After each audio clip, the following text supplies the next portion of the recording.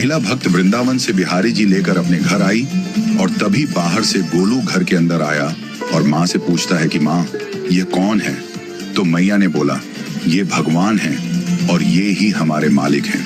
अब तो घर में जब भी कोई नई चीज बनती तो सबसे पहले बिहारी जी को भोग लगता। पहले यह सब चीजें गोलू को सबसे पहले मिलती थी। इससे गोलू बहुत चिढ़ने लगा और मन ही मन ठाकुर जी को कोसने लगा। एक दिन गोलू की माँ काम पर जाते समय बोली, गोलू, यमुना जी से मटके में जल भर कर लाना। जब गोलू पानी भरने के लिए जाने लगा तो जाते जाते बिहारी जी को कहने लगा, खाने के लिए तो सबसे पहले तैयार रहते हो, लेकिन काम तो मुझे ही करना पड़ता है। अगर यहाँ रहना है तो काम करो। कहकर गोलू यमुना जी से जल भरने के लिए चल पड़ा। गोलू जब यमुना जी में जल भरने लगा तो उसने देखा कि यमुना जी के अंदर बिहारी जी विराजमान हैं और कह रहे हैं, ला गोलू, घड़ा हम भर देते हैं। गोलू उनको देखकर हैरान हो गया और बोला, नहीं नहीं, मैं अपने आप भर लूंगा।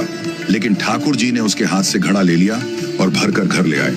गोलू घर आकर डर रहा था कि अगर माँ को पता लगा कि मैंने ठाकुर जी से काम करवाया है तो आज मेरी पक्की पिटाई होगी। माँ ने घर आकर बिहारी जी को गीले कपड़ों में देखा तो एकदम से हैरान हो गई और कहने लगी कि गोलू, ये जरूर तेरी शरारत है, जरूर तूने ही इन पर जल डाला है। गोलू ने अपनी माँ को समझाने का बहुत प्रयास किया, लेकिन माँ ने उसको डांट कर चुप करा दिया और ठाकुर जी के भीगे हुए वस्त्रों को बदलने लगी। अगले दिन जब माँ ने गोलू को अनाज पिसवाने का काम दिया तो बिहारी जी फिर अनाज का कनस्तर ले आए और माँ को ठाकुर जी के वस्त्रों के ऊपर सूखा आटा पड़ा मिला। तो माँ ने फिर गोलू को डांटा कि तुझे पता नहीं कि ये हमारे भगवान हैं और तू भगवान के साथ शरारत करता है। आज तूने फिर इनके ऊपर आटा फेंका है।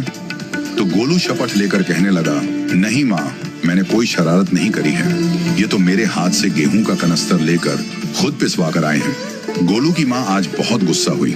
अगले दिन फिर माँ बोली, बेटा गोलू, आज तुम्हारे बाबा बाहर गांव से वापस लौट आएंगे। बस आज का ही काम है, तुम जंगल से थोड़ी लकड़ियां ले आना। गोलू फिर डर गया, कहीं ठाकुर जी फिर मेरे पीछे ना आ जाएं। गोलू ने माँ को बोला कि मैं चला तो जाऊंगा, लेकिन बिहारी जी को समझा लो, वो मेरे पीछे ना आए। उसकी माँ हंसकर बोली, हाँ हाँ, समझा दूंगी, तुम जाओ तो सही।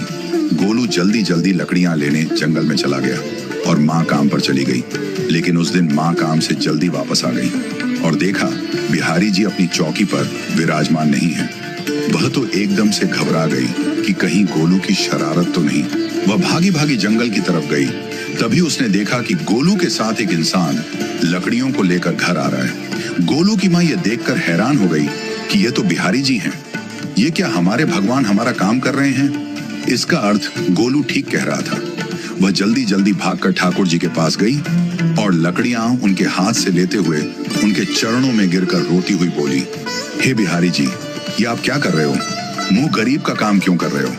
ठाकुर जी मुस्कुराते हुए बोले, हमें तो तेरे बेटे पर बहुत प्यार आता है। सब लोग हमें भगवान समझते हैं, लेकिन एक तेरा बेटा ही था जो हमको अपना मानता था। अपना मानकर वो हमें डांट भी देता था, हमारे साथ गुस्सा भी करता था, और जो हमें एक बार अपना मान लेता है तो हम उसके मान के लिए उसके ही हो जाते हैं।